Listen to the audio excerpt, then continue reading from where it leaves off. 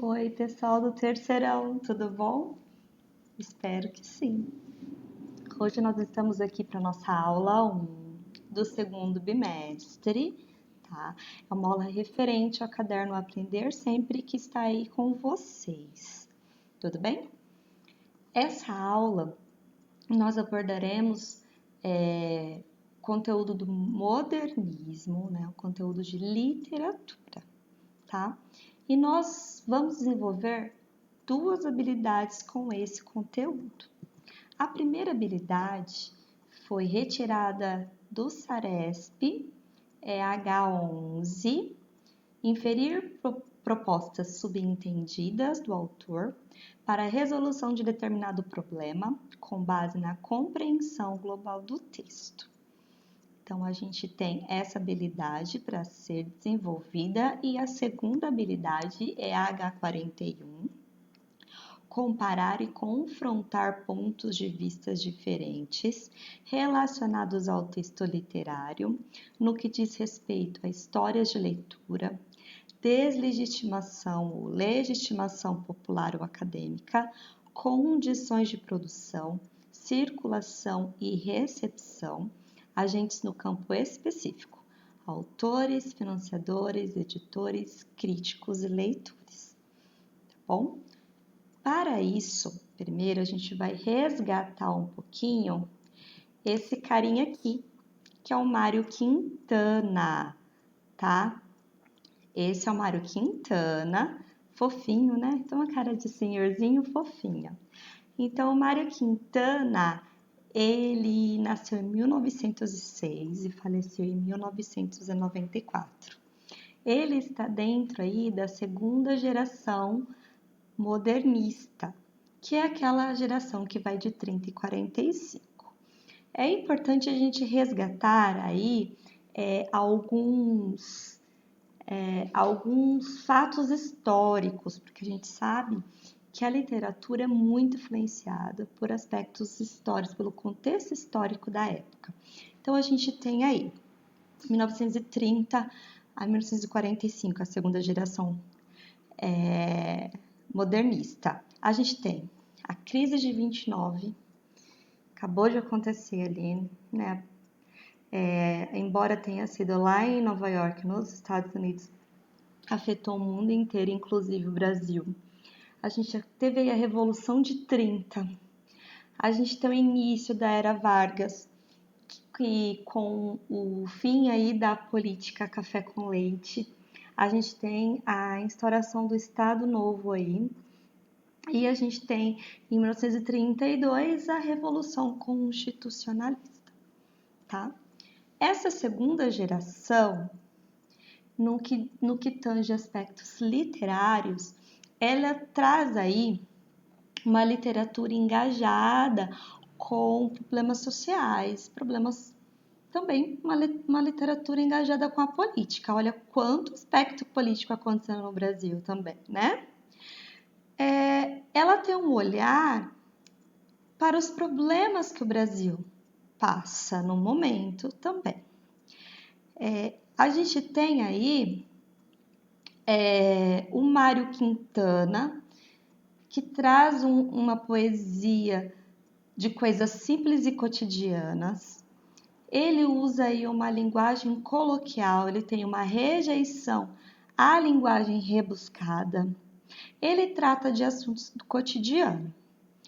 Ele tem um tom escrachado, assim, de ironia e humor nas suas poesias.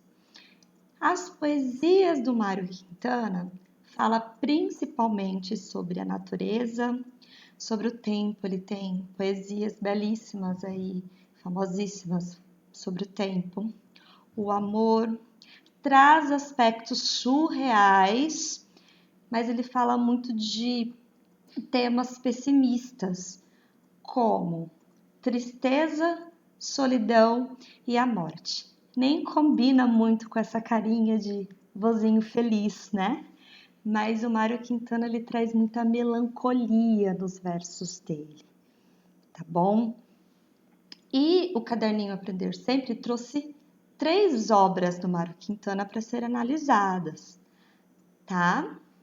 Vamos lá, pensando nessas características do Mário Quintana, né?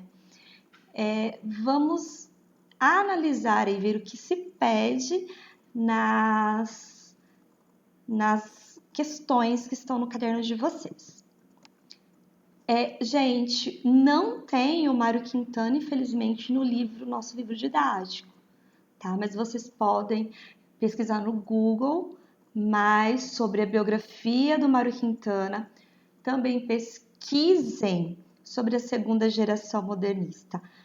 A segunda geração tem no livro didático de vocês, só que ele vai trazer outros autores, tá? Como a Cecília Meirelles, né? Vai trazer aí no livro, nesse momento. Vamos lá. Então, a gente tem a atividade 8, que diz o seguinte: leia e depois assinale com X a alternativa correta. Então, a gente tem relógio o nome do poeminha, do Mário Quintana, que diz o seguinte: o mais feroz dos animais domésticos é o relógio de parede. Conheço um que já devorou 3 gerações da minha família. Ao caracterizar o relógio de parede como um animal doméstico, feroz, o poeta. Então, a gente tem que procurar o quê?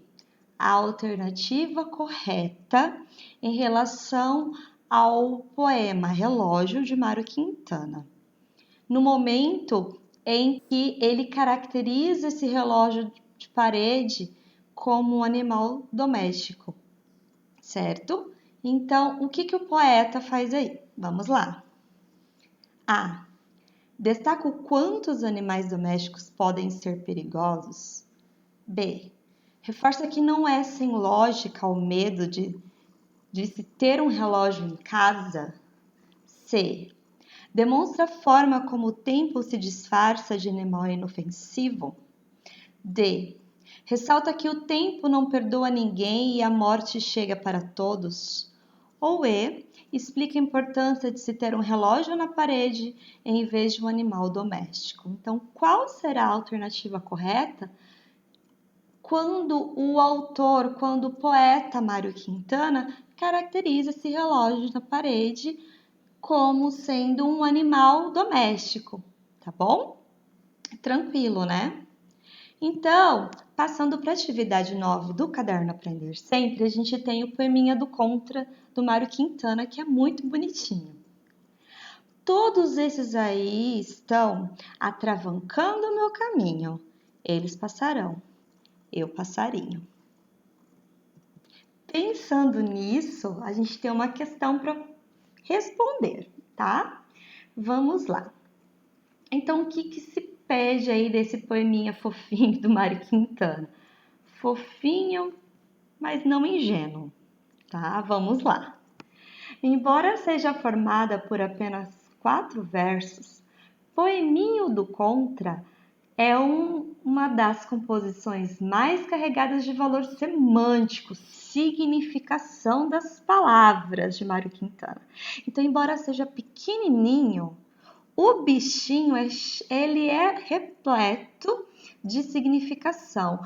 As palavras, os valores semânticos aí estão bem presentes, tá? Bem carregados. Desde o título, é possível notar a força das palavras. A partir de uma análise do todo, mas com foco nos 2 últimos versos, assinale a única alternativa que apresenta uma interpretação equivocada sobre o poema. Então, analisando o poema como um todo, mas focando principalmente nos 2 últimos versinhos, né, nas 2 últimas linhazinhas aí do poema, qual é a alternativa, a única alternativa que apresenta uma interpretação equivocada, ou seja, qual é a única que está errada aí, tá? A. O texto brinca com o grau aumentativo de pássaro e o verbo passar, conjugado no futuro, dando certa leveza aos empecilhos da vida. B. O texto possui um tom pessimista, pois no caminho de uma ave pequenininha há muitos pássaros atrapalhando sua passagem. C. O texto apresenta uma perspectiva otimista, porque o eu lírico acredita que todos aqueles que estão atrapalhando o seu caminho irão passar, enquanto ele resistirá. D. O texto é marcado por um tom de protesto, visto que o eu lírico, mesmo solitário, permanece lutando contra aqueles que atrapalham o seu caminho. Ou E. O texto é marcado por um olhar otimista sobre os desafios da vida. Então, qual dessa não corresponde à interpretação correta do poema? Tá? Qual dessas aí não tem nada a ver com a interpretação do poema? Então, assinala, tá bom? Próximo. Então, a atividade 10, ela traz aí inscrição para uma lareira de Mário Quintana. E que diz o seguinte: a vida é um incêndio. Nela dançamos salamandras mágicas. Que importa restarem cinzas, se a chama foi bela e alta? Em meio aos touros que desabam, cantemos a canção das chamas. Cantemos a canção da vida na própria luz consumida. E a gente tem a perguntinha, tá? Escolha a alternativa que melhor interpreta o poema. Então, voltando aqui no poema, inscrição para uma lareira. Pensando nesse poema, qual é a melhor alternativa que interpreta o que esse poema quer nos dizer? Tá? A. Ainda que a chama da vida já não seja tão forte, é preciso viver com bastante intensidade. B. A vida é uma grande ilusão, pois tudo um dia acaba em cinzas. C. A vontade de viver acaba com o tempo, assim como o incêndio agora se apaga. D. Mesmo sem esperança, o ser humano deve cantar e dançar. Ou E. A lareira, com suas chamas, pode incendiar as salamandras mágicas. Então, qual alternativa que melhor traz a interpretação do poema Inscrição para uma Lareira? Tudo bem? Então, gente, o que vocês vão fazer? Vocês vão interpretar aí os 3 poeminhas do Mário Quintana, lembrando das características dele. É muito importante a gente saber as características de escrita, como o autor descreve, para que a gente pense aí um pouco melhor sobre o que ele quis dizer com isso, o que será, como eu interpreto isso, tá? Respondam, coloquem a resposta aí no caderno de vocês, né? Coloca o número da questão, copie a resposta correta, tira a foto e me mandem até sexta-feira, ok? Tudo bem? Dúvidas? Me chamem no PV do WhatsApp, tá bom? É isso aí, gente. Até a próxima. Tchau, tchau.